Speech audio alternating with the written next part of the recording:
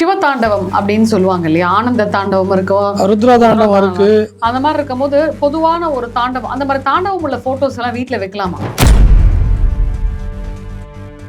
நீங்க மற்ற கடவுளை கும்பிட்றதுக்கு நீங்க நினைச்சா கும்பிட்டுடலாம். ஒரு சிலருக்கு கும்பிடணும் அப்படின்னாலே சிவனா இருக்கட்டும், மேல்மலையின் ஒரு அங்காளம்மனா இருக்கட்டும், இவங்க 3 பேரையும் மெயினாக கும்பிடணும்னு நீங்கள் ஆசைப்பட்டாலும் நடக்காது. அவங்க அனுமதி கொடுத்தா மட்டும்தான் நீங்கள் கும்பிட முடியும். அது எப்படி நீங்க அவங்க மட்டும் அனுமதி கொடுக்கணும்னு சொல்றீங்க? சிவனுக்கு மட்டும் அந்த ஒரு ஸ்பெஷல் ஒரு இது நீங்க நினைக்கணும்னு சொன்னாலும் அவர் அனுமதிச்சா மட்டும் தான் நீங்க நினைக்க முடியும். ஓ, சாணத்தை கரைச்சி முடிவு வைப்பாங்க. எதுக்காக? சுத்தமா இருக்கணும், சுத்தமாக கிருமி நாசினி இருக்கும், சுத்தமாக இருக்கும், நோய் நொடி எதுவும் வராது. இது எல்லாரும் என்ன பண்ணிட்டோம், இதெல்லாம் ஓல்டு காலத்து ஃபேஷன், எனக்கு அது வேண்டாம், மாப்படுத்தமா தொடச்சமா போட்டோமா போயிட்டே இருக்கணும், அவ்வளோதான் இப்போ எல்லாருக்குமே. இப்போ இது வந்து கல்யாணம் ஆகாதவங்களுக்கு கல்யாணம் ஆகும்னு சொன்னீங்க இல்லையா, குழந்தை இல்லாம இருக்கிறவங்களுக்கு இல்ல குழந்தை நின்று கலையிறவங்க எந்த மாதிரி கோயில்களுக்கு போகலாம்? பேர்பட்ட பிரச்சனையா இருந்தாலுமே நம்ம கடவுள் வழிபாடு ஒழுங்கா பண்ணா வந்து பிரச்சனைகள் தீர்றது உண்மைதான். எப்படியாப்பட்ட ஒரு பிரச்சனையா இருந்தாலும் சரி, இப்போ எனக்கு தெரிஞ்ச ஒருத்தருக்கு வந்து கிட்டத்தட்ட எத்தனையோ பேர் அவங்கள என்னென்னவோ பண்ணணும்னு ஐடியா பண்ணாங்க, இது வரைக்கும் ஒருத்தராலையும் ஒன்றும் பண்ண முடியல. ஏன்னு கேட்டிங்கன்னா அவர் நம்பினது அவர் குலதெய்வத்தையும் அவருக்கு பிடித்த தெய்வத்தையும். அப்போது அந்த தெய்வங்கள் வந்து அவரை காப்பாற்றும்.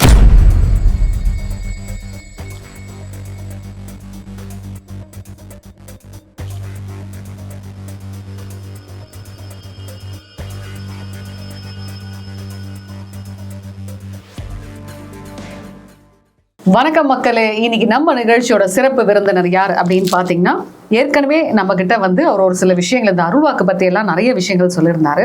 ஓகே, இந்த தை பிறந்தால் வழி பிறக்கும் சொல்லிட்டு நம்ம எல்லாரோட ஐதீகமான நம்பிக்கையே அதுதாங்க.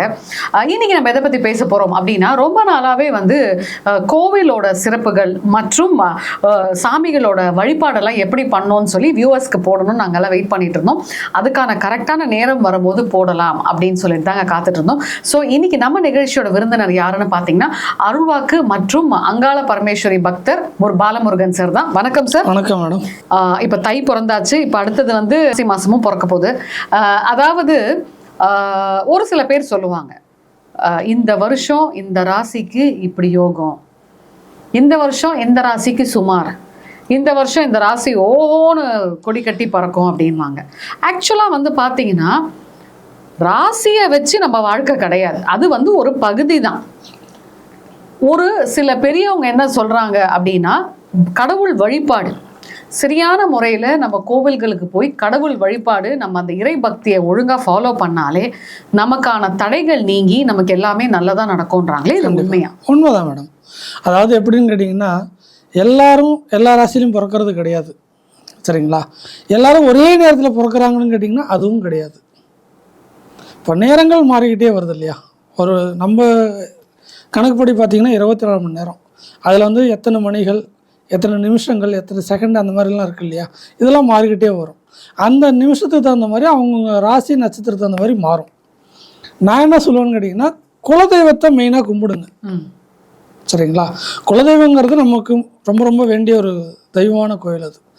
அதை தவிர்த்து நீங்கள் கும்பிடணும் அப்படின்னா, எனக்கு தீய சக்தி இருக்குது, எனக்கு வந்து அமானுஷ்யங்கள் நிறைய நடக்குது, என்னால் அது தாங்கவும் முடியல, எங்கே போனாலும் எனக்கு அமானுஷ்யங்கள் ஜாஸ்தியாக நடக்கிற மாதிரி இருக்குது அப்படின்னு கேட்டிங்கன்னா, ஒரு சில கோவில்கள் இருக்குது. குறிப்பிட்டு சொல்லணும், ஒரு நிறைய கோவில் இருக்குது, அதில் ஃபேமஸானது ஒரு சில கோவில், சரிங்களா? ஓகே. ஸோ எப்பேற்பட்ட பிரச்சனையாக இருந்தாலுமே நம்ம கடவுள் வழிபாடு ஒழுங்காக பண்ணால் வந்து பிரச்சனைகள் தீர்றது உண்மைதான். எப்படியாப்பட்ட ஒரு பிரச்சனையாக இருந்தாலும் சரி, இப்போது எனக்கு தெரிஞ்ச ஒருத்தருக்கு வந்து கிட்டத்தட்ட எத்தனையோ பேர் அவங்கள என்னென்னவோ பண்ணணும்னு ஐடியா பண்ணாங்க, இது வரைக்கும் ஒருத்தராலையும் ஒன்றும் பண்ண முடியல. அவர் ஏன்னு கேட்டிங்கன்னா, அவர் நம்பினது அவர் குலதெய்வத்தையும் அவருக்கு பிடித்த தெய்வத்தையும். புரியுது, சரிங்களா? அப்போது அந்த தெய்வங்கள் வந்து அவரை காப்பாற்றுது. அவருக்கு வந்து அந்த தெய்வம் வந்து என்னன்னு கேட்டிங்கன்னா, நீ இன்னும் ஆழ்காலத்தோடு இருக்கணும், நீ என்ன பண்ணணும், இன்னும் உன்னால் சேவைகள் நிறைய இருக்குது, மக்கள் தொண்டு இருக்குது. மக்கள் தொண்டுன்னா அரசியல் தொண்டு, ஆன்மீக தொண்டு எவ்வளோ இருக்குது இல்லையா? அந்த மாதிரி மருத்துவ தொண்டு கூட இருக்குது, அந்த மாதிரி நிறைய தொண்டுகள் இருக்குது, நீ அதில் செய் அப்படின்னு சொல்லி அவங்க வழி காட்டுறாங்க. அவர் செஞ்சுக்கிட்டே இருக்கார், சில விஷயங்களை செஞ்சுக்கிட்டே இருக்கார். சிலருக்கு ஃப்ரீயாகவும் பண்ணுறாரு, சிலருக்கு வந்து 100 200 வாங்கிட்டு பண்ணுறாரு, 500 வாங்குறாரு, 1000 வாங்குறாரு. அது அவங்களோட தனிப்பட்ட முறையில் பண்ணிக்கிட்டு இருக்காரு. ஸோ கடவுள் வழிபாடு ஒழுங்கா பண்ணாலே பிரச்சனைகள் போயிடும். ஆனா இன்றைய காலகட்டத்தில் எரிமலை மாதிரி வந்தாலும் பனிமலை மாதிரி விலகி போகும். இல்ல இந்த காலத்துல பாத்தீங்கன்னா இப்ப இருக்க கரண்ட் சிச்சுவேஷன்ல வந்து கடவுளே இல்லைன்னு சொல்ற ஒரு சில கும்பலும் இருக்கு. இதெல்லாம் வந்து மூட நம்பிக்கைன்னு சொல்ற கும்பலும் இருக்கே. அது அவங்கவுங்களோட தனிப்பட்ட கருத்து. அது நம்ம அதுதான் இப்போ நான் உங்களுக்கு ஏற்கனவே சொல்லியிருப்பேன்னு நினைக்கிறேன். உங்களுக்கு பிடித்த சாப்பாடு என்னவோ அதுதான் நீங்கள் சாப்பிட முடியும். உங்களுக்கு பிடிக்காத சாப்பாடை நாங்கள் என்ன தான் வாங்கி வாங்கி கொடுத்தாலும் உங்களால் சாப்பிட முடியுமா? அதை அப்படி பிடிக்கவே பிடிக்காது, சாப்பிட முடியாது இல்லையா? அதே மாதிரி தான் கடவுளோட நம்பிக்கையும். எனக்கு இன்னைக்கு உங்ககிட்ட ஒரு முக்கியமான விஷயம் கேட்கணும். சொல்லுங்க. கடவுளே வந்து இப்போ இருக்கிற கரண்ட் சிச்சுவேஷன்ல ஃபேஷனாக மாற்றிட்டு வராங்க. அதாவது ஒரு சில நாட்கள்லாம் பார்த்தீங்கன்னா முன்னாடி நான் சொல்றது வந்து இப்படி தான் வந்து நம்ம கடவுளை வழிபாடு பண்ணணும், இந்த மாதிரி திசையில தான் வந்து விளக்கேற்றணும், சுத்தபத்தமாக இருக்கணும்னு சொல்லிட்டு சின்ன சின்ன விஷயங்கள் நிறையா வந்து நம்மளோட முன்னோர்களாக இருக்கட்டும் பெரியவங்களாக இருக்கட்டும் நமக்கு சொல்லி கொடுத்த விஷயங்கள் பல. ஆனால் இப்போ பார்த்தீங்கன்னா நம்ம அதெல்லாம் ஃபாலோ பண்ணுறது கிடையாது. ஃபாலோ தான் பண்ணுறது இல்லைன்னு பார்த்தா அதை ஃபேஷன் ஆக்கிடுறாங்க. உதாரணத்துக்கு சொல்லணும்னா ருத்ராட்சம்ன்றது நம்ம சிவனுக்குரியது, ரொம்பவே புனிதமான ஒரு விஷயம். அது ஒரு சில பேர் சொல்றாங்க ஆண்கள் மட்டும்தான் போடணும், அப்படி கிடையாது. சில பேர் பெண்களும் போடலான்றாங்க. உண்மையாலுமே அதை வந்து அகோரிகள் மற்றும் உங்களை மாதிரி ஆன்மீகவாதியை தாண்டி எங்களை மாதிரி சாதாரண மனுஷங்கள் போடலாமா? போடலாம். அதுக்கு வந்து எப்படின்னு கேட்டீங்கன்னா சிவனோட அனுமதி இருந்தா, அதாவது நீங்க மற்ற கடவுளை கும்பிட்றதுக்கு நீங்க நினைச்சா கும்பிட்டுடலாம். ஒரு சிலருக்கு கும்பிடணும் அப்படின்னாலே சிவனாக இருக்கட்டும், சிவன் விஷ்ணு பகவான், அதாவது திருப்பதி வெங்கடாஜலபதி சொல்கிறோம் இல்லைங்களா, அவராக இருக்கட்டும், மேல்மலையின் ஒரு அங்காளம்மனாக இருக்கட்டும், இவங்க 3 பேரையும் மெயினாக கும்பிடணும்னு நீங்கள் ஆசைப்பட்டாலும் நடக்காது. அவங்க அனுமதி கொடுத்தா மட்டும்தான் நீங்கள் கும்பிட முடியும். கடவுள்ன்றது எல்லாத்துக்கும் பொதுவான ஒரு விஷயம் தானே. ஆமா, அது எப்படி நீங்க அவங்க மட்டும் அனுமதி கொடுக்கணும்னு சொல்றீங்க? சிவனுக்கு மட்டும் அந்த ஒரு ஸ்பெஷல் ஒரு இது நீங்க நினைக்கணும்னு சொன்னாலும் அவர் அனுமதிச்சா மட்டும் தான் நீங்க நினைக்க முடியும். சிவன் கோயிலுக்கு நீங்க எங்க வேணாலும் பக்கத்துலேயே இருக்கலாம், உங்க வீட்டுக்கு பக்கத்துல கூட கோயில் இருக்கலாம், ஆனா நீங்க நினைப்பீங்க போகணும்னு, போக முடியாது. அவர் அனுமதித்தால் மட்டுமே அவரை நீங்க சந்திக்க முடியும். அதாவது அவர் வந்து நமக்கு அரசியல் ரீதியா சொல்லணும்னு கேட்டீங்கன்னா முதலமைச்சரை பார்க்க முடியுமா? டக்குன்னு பார்க்க முடியாதுல்ல, சில ஃபார்மாலிட்டிஸ் இருக்கு. எம்எல்ஏ எம்பி இவங்களை பார்க்கணும்னா கொஞ்சம் கஷ்டம் தானே. அதே மாதிரிதான் மற்ற அவங்க கடவுளை வந்து அவங்க வந்து எப்படின்னு கேட்டீங்கன்னா கொஞ்சம் எல்லாத்த விட கொஞ்சம் பெரியவங்க, அதனால கஷ்டம், பார்க்கறது கஷ்டம். அவங்க நினைச்சாங்கன்னா நீங்க எனி டைம் கூட அவர் பார்த்துட்டே இருக்கலாம். எதனால வந்து யார் வேணா வந்து ருத்ராட்சம் போடலாம்னு நீங்க சொல்றீங்க? எப்படி சொல்றீங்க? அதாவது அவங்க அனுமதி கொடுத்தால் நீங்க யார் வேணாலும் போடலாம். நீங்க தான் நான் தான் போடணும், நீங்க போடக்கூடாது, ஆண்கள் பெண்கள்ங்கிறது வேதமே கிடையாது. இது வந்து எப்படின்னு கேட்டிங்கன்னா நம்ம மனிதர்கள் பிரித்தது தான் ஆண்பால் பெண்பால்னு சொல்லி. அந்த காலத்தில் யாருமே பிரிக்கல. அதாவது ஆதானியாவாள காலத்தில் இருந்தும் சரி ஆண்பால் பெண்பால் இருக்குது, நான் அது இல்லைன்னு சொல்ல வரல.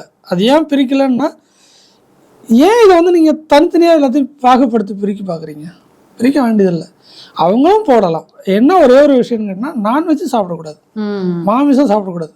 ஆண்கள் போட்டாலும் மது மாது மாமிசம். அது எப்படிங்க இப்போ எல்லாருமே வந்து ட்ரிங்க்ஸ் பண்ணுறாங்களே, அது போடக்கூடாது. அது போட்டால் அது சாப்பிடக்கூடாதுன்னு தான் சொல்கிறோம். சரி, இப்போ ஒரு பெண்கள் போடுறாங்கன்னா மாமிசம் சாப்பிடக்கூடாது. அது எப்படி? நான்வெஜ் சுத்தமாக சாப்பிடக்கூடாதா? சில பேர் எல்லாரும் சொல்லுவாங்க, ஒரு சிலர் 5 முகம் போட்டால் சாப்பிட்லாம், 3 முகம் போட்டால் சாப்பிட்லாம். அப்படி கிடையாது. இது சிவனோட நெற்றிக்கல்லேருந்து உருவான ஒரு ருத்ராட்சம். இதை நீங்கள் போட்டிங்கனாலே நான்வெஜ் சாப்பிடாமல் இருக்கிறது உங்களுக்கான வளர்ச்சியை கொடுக்கும். இப்போ நீங்களாம் இவ்வளோ பெருசு பெருசாக போட்டிருக்கீங்க, நீங்களாம் சாப்பிடவே மாட்டீங்க? நான் சாப்பிட மாட்டேங்க. அது எப்படிங்க? இப்போ பெண்கள் வந்து ஒரு சில பேர் சொல்றாங்க நான்வெஜ் சாப்பிட்றப்ப அதை அவுத்து வச்சுட்டு சாப்பிடலாம், அது வந்து கழட்டி வச்சுட்டு குளிச்சுட்டு போடலான்றது ஒரு சிலர் சொல்றாங்க. அதுக்கு சில முறையான விஷயங்கள் இருக்கு. எண்ணெய் வச்சு குளிக்கணும், பஞ்சகோமி வாங்கி தெளிச்சு அதையும் குளிக்கணும். இதை வந்து பால் இல்லை தயிரில் தான் அதை கழட்டி போடணும், இல்லை திருநூறில் போடணும்.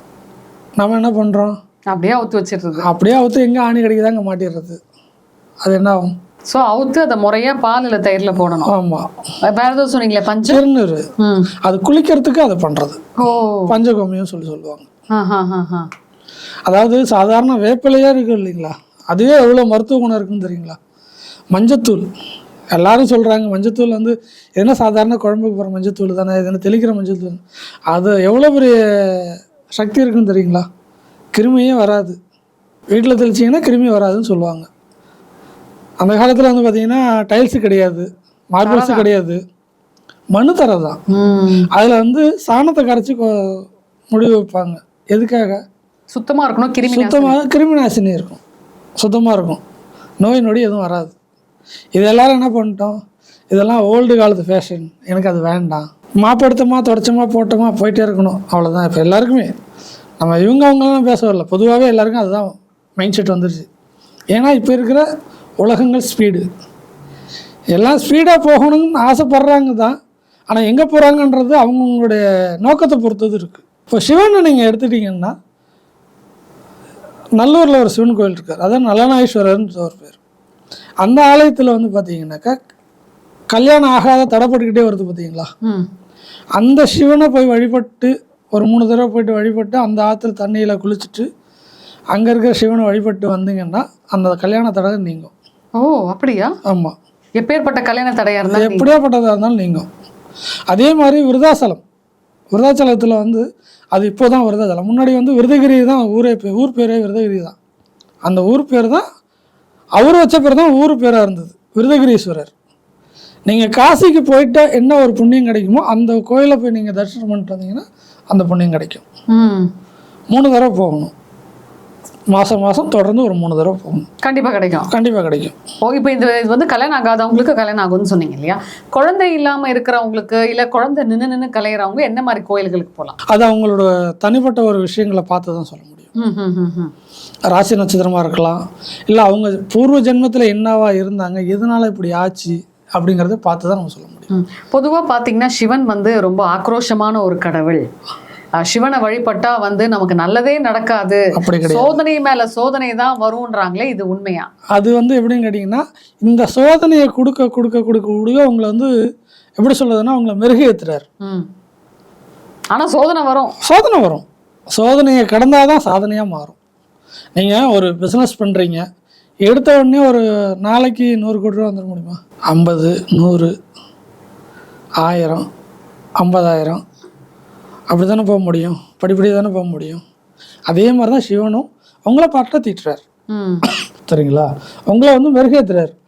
நீங்கள் எப்படி வந்து இந்த மாதிரி வா, இந்த மாதிரி வா, அவர் வந்து உங்களை சொல்லி திருத்துறார். நீங்கள் செய்கிற தவறுகளை அவர் திருத்துறார். ஸோ சிவனை வழிபட்டா நமக்கு என்னென்ன பலன்கள் கிடைக்கும்? தீய சக்தி அவ்வளோ அது நெருங்காது. அவ்வளோ சீக்கிரத்தில் வந்து யாரும் வாக்கு சொல்லிட்டாலும் அது நடக்காது. அதாவது எப்படி சொல்கிறதுன்னு, நல்லா இருக்க மாட்டேன்னு சொல்கிறாங்க பார்த்தீங்களா, அது செவுத்தில் அடிச்சு வந்த மாதிரி அவங்களுக்கே ரிட்டர்ன் போயிடும். அது சிவனுக்கும் உண்டு, அங்காளம்மனுக்கும் உண்டு, திருப்பதி வெங்கடாஜலபதிக்கும் உண்டு.